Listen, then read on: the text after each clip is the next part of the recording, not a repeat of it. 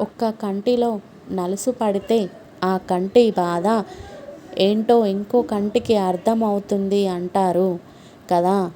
మరి ఒక్క మనిషికి బాధ కలిగితే ఇంకో మనిషికి ఆ మనిషి పడే బాధ ఎందుకు అర్థం కాదు? గొంగళి పురుగు తన జీవితం అయిపోయింది అని బాధపడే లోపే అందమైన సీతాకోక చిలుకలా మారి స్వేచ్ఛగా ఎగిరిపోతుంది. మనిషి జీవితం కూడా అంతే. కష్టం వచ్చినప్పుడు ఓర్పుగా ఉంటే కొత్త జీవితం మొదలవుతుంది. బాధ కలిగినా సంతోషం కలిగినా మనల్ని మనం కౌగిలించుకోలేము. మన భుజాల మీద పడి మనం ఏడవనూ లేము. అందుకే మనల్ని ఇష్టపడే వారిని ఎప్పుడూ దూరం చేసుకోవద్దు.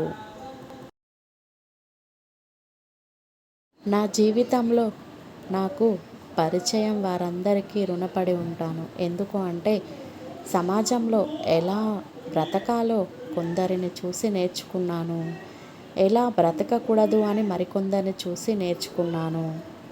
కులంలో ఏముంది, గుణం ఉండాలి కానీ, మతంలో ఏముంది, మానవత్వం ఉండాలి కానీ, రూపంలో ఏముంది, అందమైన మనసు ఉండాలి కానీ, బంధంలో ఏముంది, మన అన్న ఆలోచన ఉండాలి కానీ,